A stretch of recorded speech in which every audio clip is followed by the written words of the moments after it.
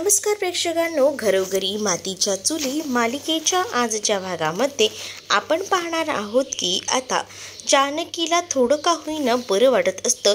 तेवढ्यातच police आलेली असतात आणि पोलिसांना आता जानकीला पुन्हा एकदा घेऊन जायचं असतं आणि त्यासाठी जानकीची तब्येत ठीक झाली आहे का हे बघायला पोलीस आता हॉस्पिटलमध्ये दाखल झालेले असतात आणि डॉक्टरांकडनं सगळा तपास घेत असतात. त्याच वेळेला आता जानकीला सुद्धा विचारलं जातं की जानकी तुला बरं वाटतंय का? तर जानकी सांगू लागते की हो, मला आता बरं वाटतंय. त्याच वेळेला ऋषिकेश जानकीला सांगू लागतो की तू काळजी करू नको, सगळं काही नीट होणार आहे. म्हणजेच तुला लवकरात लवकर अवंतिका आणि त्याचसोबत सौमित्र बेल मिळवून देणार आहे, त्यामुळे तुला जास्त दिवस तिथे थांबता यायचं नाही. तर दुसरीकडे मात्र आता तयारी वगैरे करून ऐश्वर्या ही खाली आलेली असते. त्याच वेळेला ऐश्वर्याला आता सुमित्रा विचारते, काय ग सौमित्र कुठे आहे? सौमित्र कालपासून घरात नाही आहे, तुला काही माहिती आहे का? त्यावर ऐश्वर्या म्हणते, मला काय माहिती ते कुठे गेले असतील ना घरातच कुठेतरी, ते कुठे जाणार आहेत? त्यावर मात्र नाना म्हणतात की बघ ना, सौमित्रचा काहीच पत्ता नाही आहे, तरीसुद्धा या बाईला काहीच वाटत नाही. बिचारा आमचा सौमित्र कुठे गेला असेल, काय झालं असेल, असे अनेक विचार त्यांच्या मनामध्ये येत असतात. तर दुसरीकडे मात्र ऐश्वर्या आता म्हणत असते की येतील ते, एवढं घाबरण्यासारखं काही नाही आहे, ते काही लहान कुकुलं बाळ आहे का की कुठे गेलेत काय गेलेत ह्याचा आपण 10 वेळा विचार करायला हवा असं. तर हे सगळं जेव्हा आता ती म्हणत असते ना, तेव्हा मात्र नाना वैतागतात. नाना म्हणतात की हो, तुला कुठे काय ग पडलंय तुझ्या नवऱ्याचं? तुला जर इतकंच वाटलं असतं तर तू रात्रीच कॉल केली असते, पण अजूनपर्यंत तू त्याला कॉल करून विचारलंय सुद्धा नाही की तू कुठे आहे काय आहे. म्हणूनच तर म्हटलं तुला काही फरक पडत नाही आहे. तुला जर फरक पडलाच असता ना तर तू पहिल्यांदा ना त्याला कॉल केला असता आणि सगळं काही विचारलं असतंस, पण नाही, तुला काय पडलंय त्या सगळ्याचं. असं देखील नाना आता तिला बोलून सुनावू लागतात. आणि जेव्हा नाना हे सगळं बोलतात तेव्हा आता ऐश्वर्या सारंगला कॉल करायचा प्रयत्न करत असते. तर आता सुमित्रा म्हणत असते की काय उपयोग आहे तुझा आता कॉल करून? रात्रीपासून मी 100 तरी कॉल केले असतील, पण त्याने एकही कॉल रिसीव केला नाही आहे. मग आता तुझ्या कॉल करण्याने काय होणार आहे? नवीन काहीच करू नकोस तू, कारण मला माहिती आहे ना काहीच शोध लागणार नाही, तो कुठे गेला आहे काहीच कळत नाहीये. दुसरीकडे सौमित्र आता म्हणत असतो की चला आपल्याला ना कोर्टात जायला हवं, आणि तसंही आई तू काळजी करू नको, लवकरच आपल्याला आपला सारंगही भेटेल. कुठे नाही, इथेच कुठेतरी तिच्या फ्रेंड्सकडे गेला असेल, पण अजूनही तो आलेला नसतो ना, म्हणूनच खूप जास्त काळजी जी आहे ती आता लागून राहिलेली असते, ती म्हणजे मित्राला, आणि म्हणूनच सुमित्रा जी आहे ती काळजीत असते. तर दुसरीकडे अवंतिका आणि त्याचसोबत आता जो सौमित्र असतो ते कोर्टात जायला निघालेले असतात. आणि त्याच वेळेला आता ऐश्वर्याला सुद्धा कोर्टात जायचं असतं आणि त्यामुळे ती तिकडनं आता पळ काढायचा प्रयत्न करत असते. त्याच वेळेला आता तू कुठे चालली आहेस? नाना म्हणतात की मला माहिती आहे तू कोर्टातच जात असणार आहेस, तुला तुझा नवरा कालपासून घरात नाही याचं काहीच नाही, तुला आधी कोर्टात जाऊन हे बघायचं असेल ना की जानकीला नेमकी कोणती शिक्षा होते, किती शिक्षा होते हे पाहायचं असेल, म्हणून तुला कोर्टात जायचं असेल, मला माहिती आहे. तर दुसरीकडे सुमित्रा सुद्धा वैतागलेली असते. सुमित्राला आता ऐश्वर्याचे खरे रंग दिसत असतात, कारण ऐश्वर्या म्हणत असते की तुम्ही सगळेजण असं पॅनिक होताय जसं काही सारंग कधीच घरी येणार नाहीये. त्याबरोबर आता सुमित्राला ऐश्वर्याच्या या बोलण्याचा प्रचंड राग येतो आणि ती आता आवाज चढवू लागते. त्याला ती म्हणते की थांबा आई, मी बघते काय करायचं आहे, सारंग कुठे गेला आहे याचा शोध मी घेते, पण तुम्ही इतक्या पॅनिक होऊ नका, असाच ती विचार करून बाहेर पडते. जेव्हा ती आता बाहेर गेलेली असते तेव्हा तिची आणि गुलाबची ठोकर होते. तर गुलाब तिथे झाडांना पाणी घालत काम करत असतो आपलं, आणि जेव्हा तिची आणि त्याची ठोकर होते तेव्हा मात्र ऐश्वर्या गुलाबवर ओरडते आणि तुला धड काम करता येत नाही का असं म्हणते. पण त्याच वेळेला ती आता एकटीच बडबडत असते आणि म्हणत असते की नाही आहे, या सारंगला शोधणं माझ्यासाठी इतकं इम्पॉर्टंट नाही आहे जितकं इम्पॉर्टंट माझं कोर्टात जाणं आहे. मला काही झालं तरी लवकरात लवकर कोर्टात जायला हवं, तिथे नेमकं काय झालंय काय नाही याचा सुद्धा शोध घ्यायला हवा मला, असा आता ऐश्वर्या विचार करते. कारण आता ऐश्वर्याच्या डोक्यात चालू असतं की काही झालं तरी सुद्धा हे व्यवस्थित व्हायला हवं, आणि एकदा का जानकी या सगळ्यामध्ये अडकली का आपलं सगळं काही हेतू साध्य होईल असाच ती विचार करत असते. आणि मग तिला तर आता जो सारंग आहे तो घरी आलेला नाही आहे याचा काहीच फरक पडत नसतो. ती तातडीने आता लगेच जायला निघते, आणि जेव्हा आता ती जायला निघते ना तेव्हा मात्र आता इकडे कोर्टामध्ये सगळ्या काही गोष्टी सुरू होतात. म्हणजेच आता जानकीला त्या कडघऱ्यामध्ये उभं केलं जातं आणि जानकीला प्रश्न विचारले जातात. त्याच वेळेला आता जानकी जी आहे ती सांगू लागते की मी आता मला ना थोडंफार का होईना बरं वाटत आहे. त्याच वेळेला आता सौमित्र सांगत असतो की यांना जरी बरं वाटत असलं तरी या पूर्णपणे बऱ्या झालेल्या नाहीत. माझ्या क्लायंटला तशी सवयच आहे की समोरच्या व्यक्तीला जास्त त्रास द्यायचा नाही आणि ती सुद्धा आता ह्याच विचार करूनच इथे पुन्हा एकदा आलेली आहे की तिला असं वाटते की जी काही केस आहे ती लवकरात लवकर संपवावी आणि मी यातून सुखरूपपणे बाहेर पडावी असंच तिला वाटतं आणि म्हणूनच तिनं आज कोर्टामध्ये पुन्हा एकदा धाव घेतलेली आहे असं देखील सौमित्र आता बोलू लागतो. दुसरीकडे आता विद्यासागर म्हणजेच ऐश्वर्याचा जो वकील असतो तो मात्र जागेवर उभा राहतो आणि तो आता म्हणत असतो की हे सगळं ना चाललेलं नाटक आहे. कारण आतापर्यंत मला असं वाटत होतं जेव्हा काही तो व्हिडिओ दाखवला तेव्हाच बरोबर या चक्कर येऊन पडल्या. त्यावर आता सौमित्र हा लगेच आता जानकीची बाजू सावरून घेत तिथे भांडू लागतो आणि म्हणत असतो की ऑलरेडी डॉक्टरांनी सुद्धा सांगितलेलं आहे ज्या काही गोष्टी घडल्या त्या दिवशी पोलीस स्टेशनमध्ये कोर्टामध्ये त्यामुळे आता जानकीला त्रास झाला आहे आणि त्यामुळे जानकीच्या हे सगळं काही जीवावर सुद्धा बेतलं असतं पण तरी सुद्धा वेळ मारून नेली म्हणून सगळं काही व्यवस्थित झालं असं देखील आता सौमित्र जो आहे तो म्हणत असतो. जेव्हा सौमित्र हे सगळं काही म्हणतो ना तेव्हा मात्र आता इथे असणारे जे वकील असतात म्हणजे जे ऐश्वर्याकडनं असतात ते म्हणत असतात की मागच्या वेळेला आपण कोर्टात पाहिलं होतं की यांनीच त्यांच्या आईला पाण्यात ढकललं आहे हे तर सिद्ध झालं होतं. पण आता जानकी आवाज चढवत म्हणत असते की नाही हे अजूनही सिद्ध झालेलं नाही आहे कारण मी ढकललंच नाही आहे. माझी आई जिवंत आहे हे मला माहिती आहे. तर दुसरीकडे मात्र आता तुमचा व्हिडिओ जो काही आहे तो दाखवण्यात आला होता आणि त्यामध्ये तुम्हीच उभ्या होत्या. तुम्ही जी साडी नेसता तीच साडी तिथं नेसलेली होती आणि त्याच वेळेला आता सौमित्र म्हणत असतो की एकाच रंगाच्या अशा बऱ्याच लोकांकडे साड्या असतील त्यामुळे आपण असा तर्क मांडू शकत नाही ना की हे सगळं काही जानकीनेच केलेलं आहे. तरीसुद्धा आता जे ऐश्वर्याचे वकील असतात ते मात्र आपली मांडणी जी काही आहे ती मांडायचा प्रयत्न करतात पण त्यावेळेला आता ज्या जज असतात त्यासुद्धा जानकीच्या पाठीशी खंबीरपणे उभ्या असतात आणि त्यांनी सुद्धा सांगितलेलं असतं की एका रंगाच्या बऱ्याच साड्या असतात. आता सेम साडी मी जर नेसली तर तुम्ही माझ्यावर आरोप करणार आहात का की मी हा खून केला आहे असंच त्या रागात बोलतात. त्याबरोबर विद्यासागरची बोलती बंद होते. दुसरीकडे गुलाब आतमध्ये आलेला असतो आणि गुलाब सांगतो की मी सगळीकडे पाहिलं पण सारंग सर कुठेच मिळाले नाहीत. मग आता दुसरीकडे मात्र आता कोर्टामध्ये हा सगळा खेळ रंगलेला असतो आणि त्याच वेळेला आता इकडे पाहायला मिळतं सारंग कुठेच नाही आहे. ही गोष्ट ऐकून सुमित्राला धक्का बसतो आणि ऐश्वर्या कुठे गेली ती तर सारंगला शोधायलाच गेली असेल. नक्कीच ती सारंगला घेऊन येईल पुन्हा असं देखील आता सुमित्रा जी आहे ती ऐश्वर्यावर अजूनही विश्वास ठेवत असते आणि तिला असं वाटत असतं की ऐश्वर्या जी आहे ती आता तिच्या सारंगला शोधायला गेली आहे. पण इथे ऐश्वर्या जी आहे ती कोर्टात गेलेली आहे हे सुद्धा गुलाबला माहिती असतं आणि गुलाब म्हणतो की नाही त्या तर कोर्टात गेल्या मगाशी बाहेर तेच तर बोलत होत्या त्यावर नाना आता अजूनच वैतागतात आणि नाना म्हणतात की बघितलंस ज्या सुनेवर जास्त विश्वास ठेवला जी सून तुझ्यासाठी पात्र ठरत होती तीच सून आज तुला कसा दगा देते. ते तुझा मुलगा आता काल रात्रीपासून घरात नाही आहे पण तरीसुद्धा तिला काही पडलंय का नाही.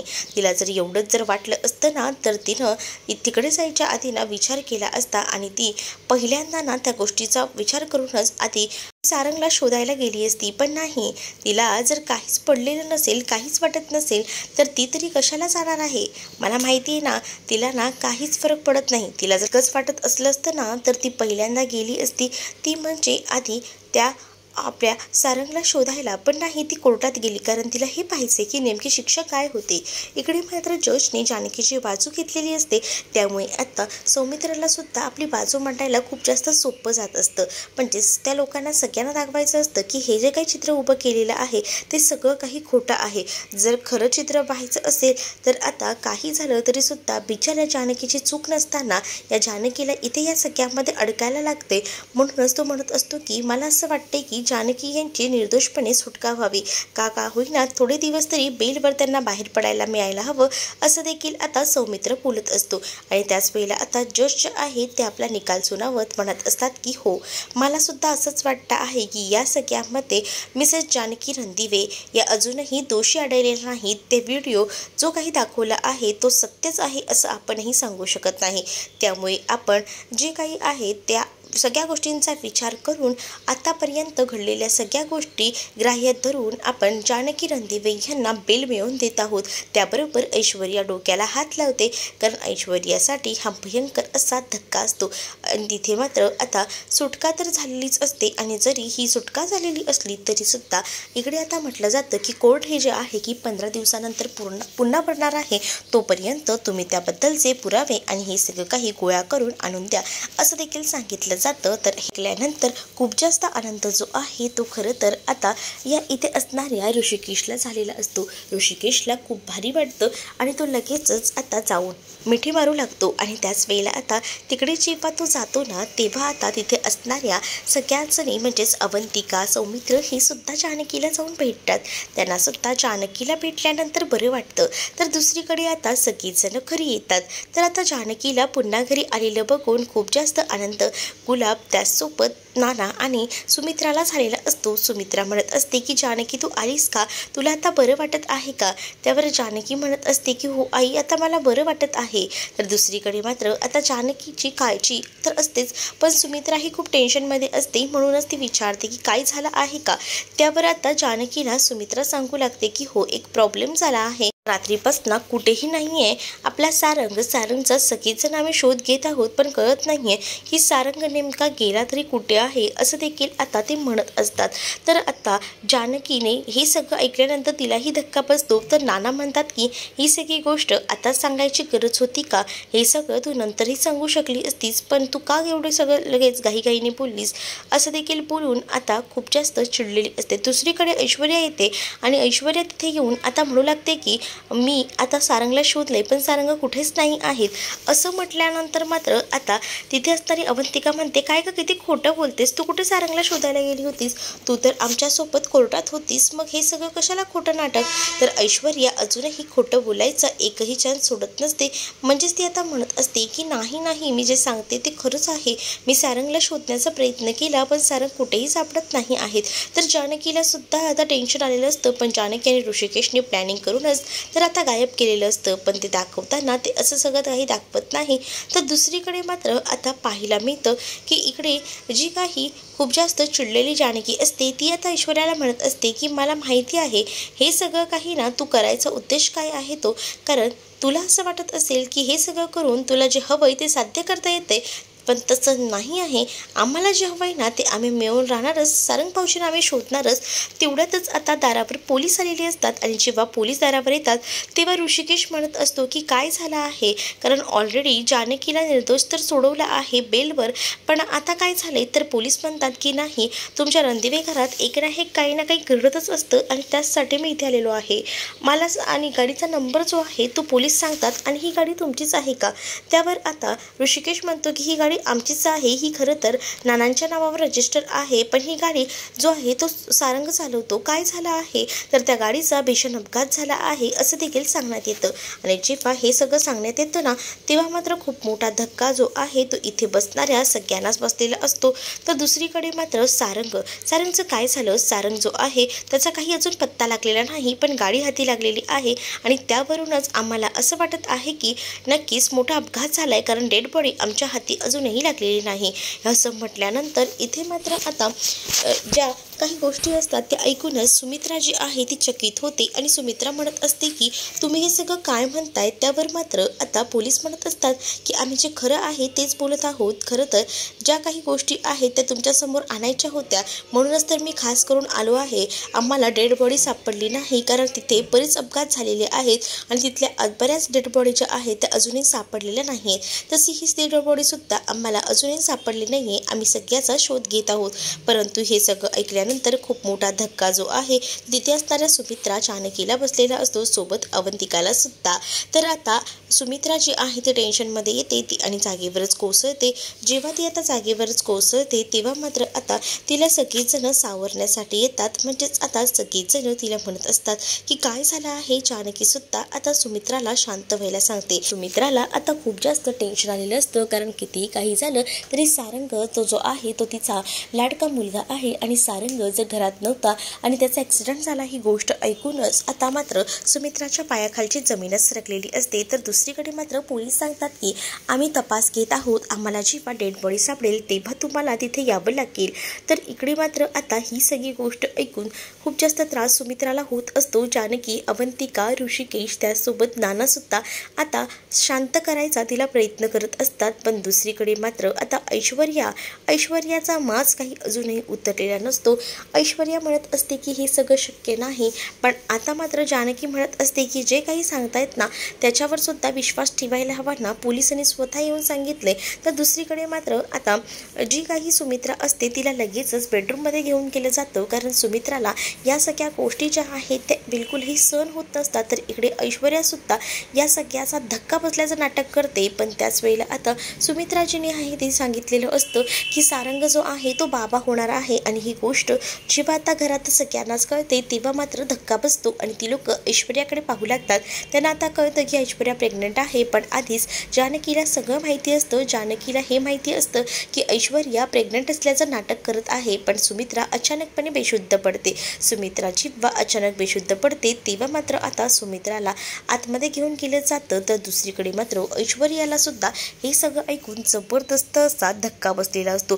दुसरीकडे आता डॉक्टर वेगळे येऊन आता सुमित्राला चेक करून जातात आणि त्यांनी स्वतःची काळजी घ्यायला हवी असं देखील सांगितलं जातं. तर सुमित्रा सगळ्यांना म्हणत असते की प्लीज काही करा, पण माझ्या सारंगला लवकरात लवकर इथे आणा. सारंग कुठे गेला असेल, काहीच पत्ता नाही आहे. सारंगचं काहीच झालेलं नसणार आहे हे सुद्धा मला माहिती आहे असं बोलून सुमित्रा खूप जास्त रडत असते. तर सुमित्राच्या बाजूला ऐश्वर्याही बसलेली असते आणि ऐश्वर्यासुद्धा आता रडायचं नाटक करत असते आणि म्हणत असते की आई, सारंगला काहीच होणार नाही, मला खात्री आहे. सारंग माझी साथ अशी सोडून जाणार नाही. तुम्हाला सुद्धा माहिती आहेत ना सारंग किती चांगले होते. नक्कीच ते पुन्हा येतील, नक्कीच कोणत्या तरी मित्राकडे गेले असतील आणि आपल्याबद्दल आपल्याला हा सगळा काही गैरसमज होत आहे. दुसरीकडे जानकी हे सगळं काही ऐकत असते. जानकीला ऐश्वर्याची ही नाटकं भयंकर वाटत असतात, कारण ऐश्वर्या जी काही नाटकं करत असते ती सगळी काही पायरी सोडून करत असते. दुसरीकडे मात्र आता जी सुमित्रा असते ती म्हणत असते की माझ्यासाठी माझा सारंग लवकरात लवकर इथे येणं गरजेचं आहे. तुम्ही सगळीजण काही करा, पण माझ्या सारंगला शोधा. माझ्या ना घराला कोणाची नजर लागली ना खरंच मला कळत नाही आहे. एवढं चांगलं हसतं खेळतं माझं घर होतं आणि या घराला कोणाची तरी नजर लागली, त्यामुळे माझ्या घरात एकावर एक संकट येतच आहेत, काहीच चांगलं होत नाही आहे असं देखील सुमित्रा आता म्हणत असते. त्यावर आता नानासुद्धा म्हणतात की हो सुमित्रा, तू म्हणतेस ते अगदी बरोबर आहे. आपल्या घरावर नक्कीच कोणतं तरी मोठं संकट आलेलं आहे आणि त्यामुळेच आपल्या घरावर एक ना एक दिवस ही सगळी काही ना काही कारणं घडत आहेत. पण नाही, जानकीसुद्धा आता सुमित्राला शांत करते आणि म्हणत असते आपल्या घरात जे काही मोठं संकट आलं आहे ते लवकरच घराबाहेर जाईल, तुम्ही काळजी करू नका, आणि असं बोलून ती सुमित्राला शांत करण्याचा प्रयत्न करत असते. दुसरीकडे आता जी काही ऐश्वर्या असते ती सुद्धा नाटक करत असते आणि ऐश्वर्या म्हणत असते की आई तुम्ही काळजी करू नका, सारंग नक्कीच ठीक असतील, पण सारंगला काही झालं तर मी सुद्धा जगू शकणार नाही असं काहीसं नाटक करत आता ऐश्वर्या बोलू लागते. आणि जेव्हा हे सगळं काही नाटक ती करत असते तेव्हा मात्र खूप मोठा धक्का जो आहे तो जानकीला बसलेला असतो, कारण जी काही नाटकं असतात ना ती भयंकर अशी नाटकं असतात. म्हणजेच ती जी काही नाटकं करत असते त्यामध्ये ती असं दाखवत असते की मला सारंग जर माझ्या आयुष्यात नसेल तर मला खूप जास्त त्रास होईल, आणि त्यामुळेच आता ती या सगळ्याचा स्वतःला त्रास करून घेत असते आणि सुमित्राला मिठी मारून रडत असते आणि म्हणत असते की आई काही झालं तरी सारंग जिवंत असायला हवेत, सारंगला काही व्हायला नको, कारण सारंग माझा जीव आहे. सारंगला काही झालं तर मी कसं जगू असं बोलून आता ऐश्वर्या जी आहे ती खूप जास्त स्वतःला त्रास करून घेत असते. तर पुढील भागात आपल्याला पाहायला मिळतं मित्र घरी येतो आणि तो रडू लागतो आणि सगळ्यांना सांगतो की नाही, आपला सारंग जिवंत नाही आहे, त्याची डेड बॉडी सापडली आहे, आणि ही गोष्ट घरात सगळ्यांनाच कळते. तर दुसरीकडे जानकी आणि त्याचसोबत ऋषिकेश ती डेड बॉडी बघायला गेलेली असतात. त्याच वेळेला आता ते तिथे पडलेल्या डेड बॉडीसोबत म्हणजेच त्या आता असलेल्या त्या सारंगसोबत बोलत असतात, कारण त्यांचं हे नाटक असतं आणि तिघांनी मिळून हे नाटक केलेलं असतं. आणि ज्या वेळेला सारंगला भेटायला दोघंही जण गेलेले असतात तेव्हा मात्र तिथे ऐश्वर्या सुद्धा येते. ऐश्वर्या आल्यावर सारंगला ऋषिकेश आणि जानकी पुन्हा एकदा झोपायला सांगतात आणि हे नाटक असंच पूर्ण करायला सांगतात आणि ऐश्वर्या सुद्धा आता तिथे येते. मग आता ऐश्वर्या या सगळ्या नाटकांमध्ये फसल्यानंतर नेमकी जानकी तिची कशी वाट लावते हे येणाऱ्या भागांमध्येच आपल्याला पाहायला मिळेल. तुम्ही जर आपल्या चॅनलवर नवीन असाल तर चॅनलला सबस्क्राईब नक्कीच करा.